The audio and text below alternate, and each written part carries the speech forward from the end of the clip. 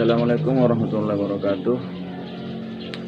Kembali lagi kepada channel saya, yakni Filosofi Kopi. Kenapa dinamakan Filosofi Kopi? Karena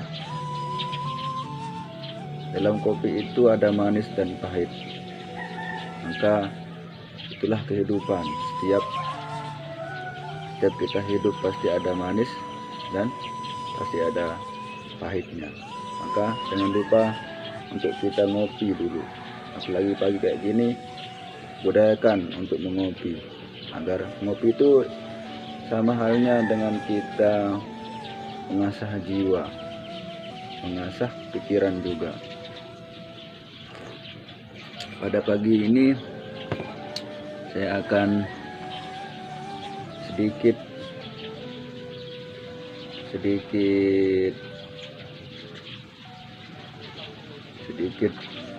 membagi ilmu apa yang mungkin saya tahu sedikit tentang kisah Jalaluddin Al-Rumi. Saya akan mengulas tentang melampaui yang lahiriah, yakni gimana caranya kita itu melebihi yang dari fisik. Jangan sampai kita berhenti pada yang suatu yang terlihat, lampaui itu.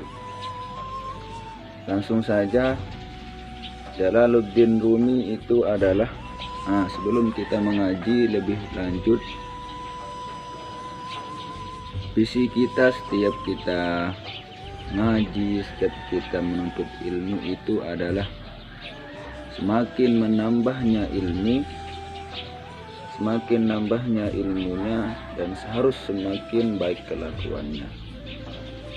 Setiap kita mengaji, setiap kita menuntut ilmu, setiap kita mendapatkan ilmu, harus ada perbaikan dalam tingkah laku, harus ada perbaikan dalam kelakuan pribadinya, harus ada perbaikan dari kelakuan pribadinya maupun kelakuan dari sosialnya. Sebelum kita membahas tentang melampaui yang lahiriah, lebih dahulu kita telusuri Jalaluddin Rumi itu siapa. Jalaluddin Rumi adalah asal Balahi, Afghanistan, sekitar awal abad ke-13. Sebelumnya saya dapat referensi ini dari seorang doktor filsafat dari Yogyakarta, namanya Fahrudin Faiz, Dr. Fahrudin Faiz. Ayahnya Rumi adalah seorang ulama namanya Syekh Bahauddin Walad. Jalaluddin Rumi kalau dalam segi fikih Imam Hanafi dan seorang Sunni. Itu saja sedikit tentang Jalaluddin Rumi. Jalaluddin Rumi ini dikenal dengan seorang sufi, seorang wali, dan bukunya yang paling populer sampai sekarang adalah Fihi Ma Fihi, yaitu tentang kebijaksanaan. Sebelum kita lanjut lebih luas tentang melampaui yang lahiriah, ada cerita sedikit tentang Jalaluddin Rumi disuruh oleh gurunya untuk membeli khamr kepada di kampungnya.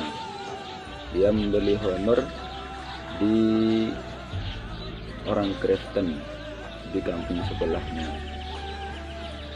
Jalaluddin Rumi protes kepada gurunya, kok bisa kita membeli khamr, kan kita gak boleh meminumnya.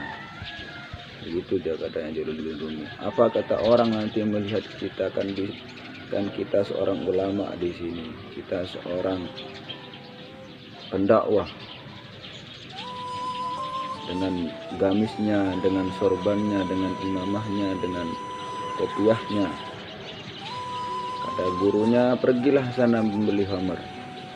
Karena seorang Jalaluddin Rumi yang patuh kepada gurunya, akhirnya Jalaluddin Rumi membeli khamr.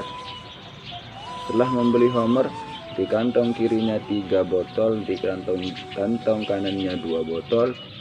Setelah dia balik membeli khamr, ada masyarakat dan ada muridnya melihatnya ketika membeli khamr. Dan akhirnya Jalaluddin Rumi dipukul terus sampai dia hina, sampai dia dipermalukan oleh masyarakat dan sampai muridnya juga. Akhirnya gurunya datang. Itulah yang kamu banggakan, katanya si gurunya,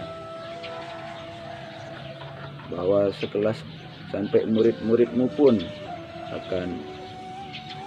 akan memukulmu ketika kamu terlihat ada dosa. Nah, dari kisah ini dapat kita ambil pelajaran bahwa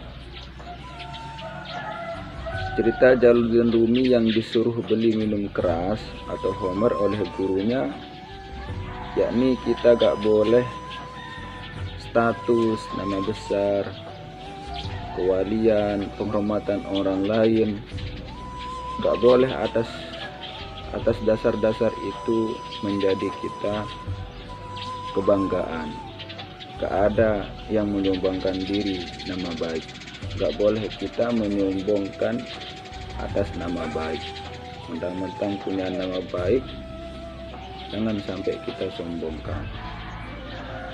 Dan akhir ceritanya itu adalah ketika gurunya datang, disuruh buka itu botol khamrnya, ternyata isinya air.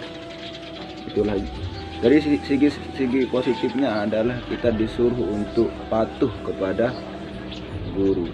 Sami'na wa ata'na kepada guru. Langsung saja melampaui yang lahiriah. Katanya Jalaluddin Rumi, segala sesuatu yang tampak di depan kita bukanlah hakikat sesuatu yang sungguhnya. Contoh, yang tampak dari bumi adalah debunya, namun di balik debu itu adalah sifat.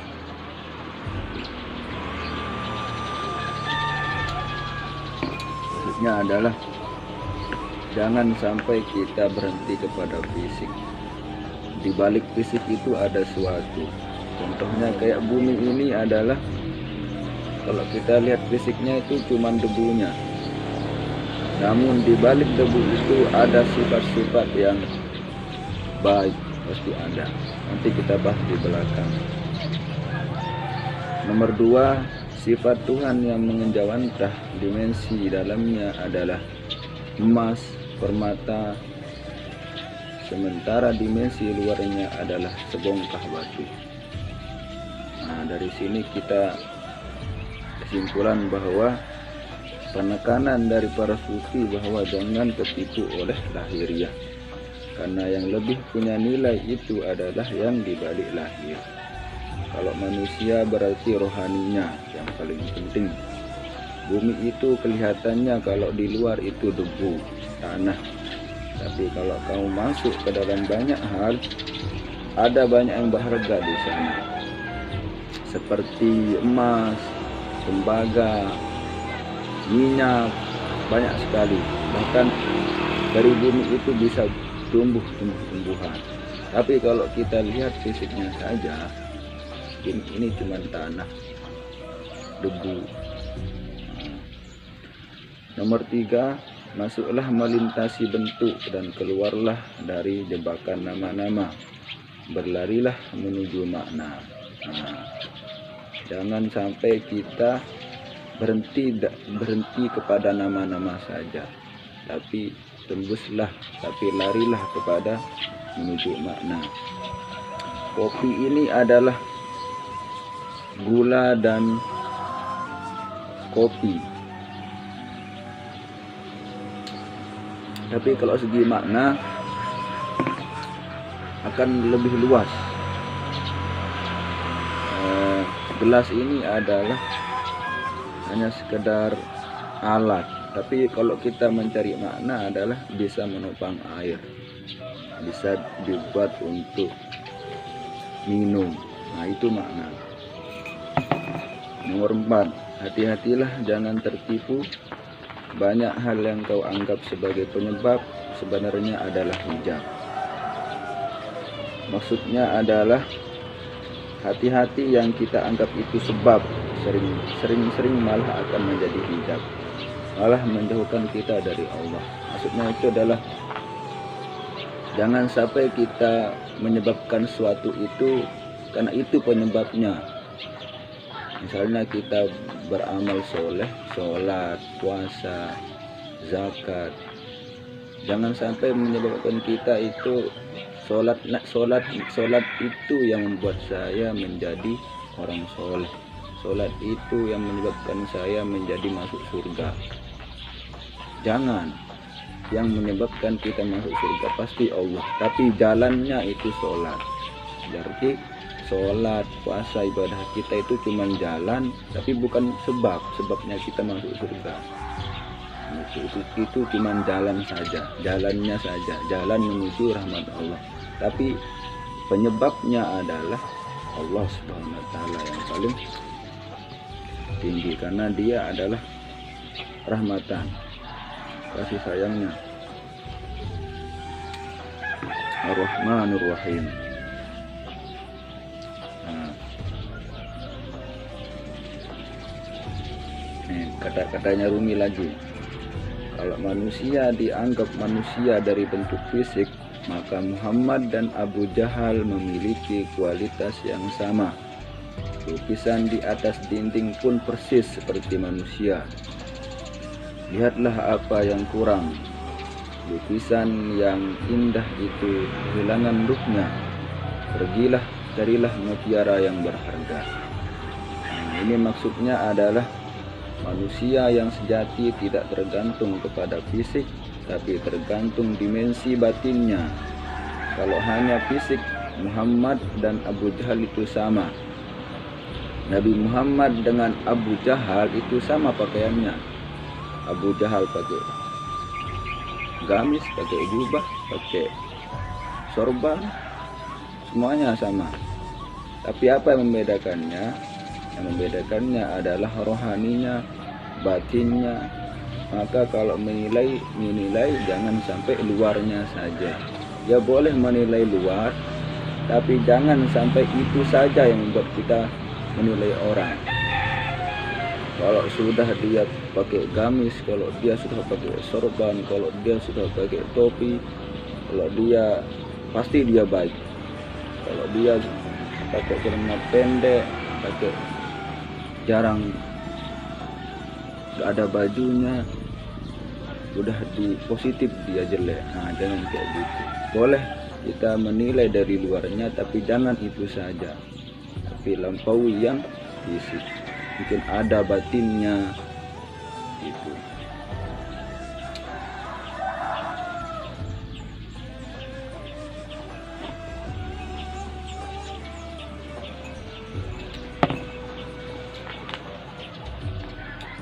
Ayo kita garap wilayah batin kita. Jangan ngurusi yang kulit atau daging atau fisik, tapi lihat yang batin. Bersihin yang batin. Kalau udah bersih yang batin, pasti keluarnya bagus. Jangan sibuk kita memperbaiki daging, mengurusi kulit terus, mengurusi daging kita terus, apa yang tampak dari kita terus. Tapi kita lebih sibuk juga mengurusi hati kita, pikiran kita, batin kita, apalagi kepada Allah. Batin kita kepada Allah, batin kita kepada sama manusia harus kita urusi juga. Nah gitu. Katanya Jalaluddin Rumi, ini sindiran untuk kita juga sebenarnya, walaupun yang dibilang adalah iblis. Jangan kau seperti iblis, hanya melihat air dan lumpur ketika memandang Adam. Lihatlah di balik lumpur, beratus-ratus ribu taman yang indah. Kalimat ini penting, bahwasanya kita hari ini sering seperti iblis. Sering seperti iblis karena cara berpikirnya itu yang pertama adalah suudzon, khususnya yang berbeda kepada kita.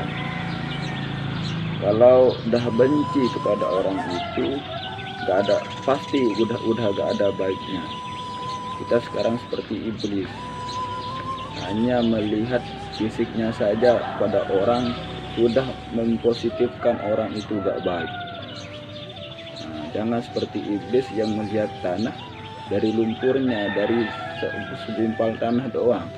Tapi iblis gak tahu bahwa dari tanah itu, dari debu itu, dari tanah lumpur itu bisa tumbuh tumbuhan. Setiap orang punya sisi kebaikan, karena manusia adalah taman yang indah, tapi ditutupi dosa nafsu orang kayak gini di batu. Sebenarnya orang manusia pas dia lahir itu semuanya baik, tapi saking bertumbuh usianya ditutupi oleh nafsu-nafsu dunia.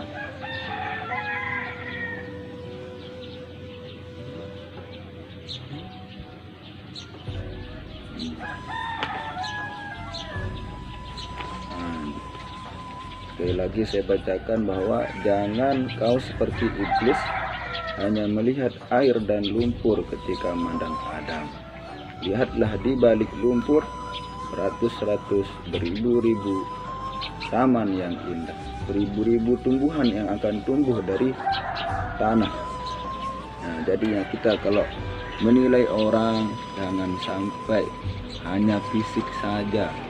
Bukan berarti fisiknya bagus, bukan berarti dia bagus akhlaknya, bukan berarti batinnya bagus. Begitupun sebaliknya, kalau lahirnya jelek, fisiknya jelek, bukan berarti batinnya jelek juga. Lampaui makna, temukan makna. Jangan sampai berhenti di lahiriah. Mungkin ini saja yang dapat saya sampaikan.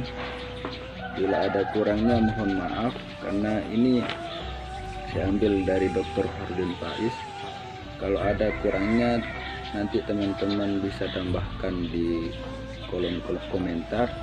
Kalau ada yang salah bisa diperbaiki juga di kolom komentar. Mungkin hanya ini. Allahumma fiq ila sabilir rasyad. Wassalamualaikum warahmatullahi wabarakatuh.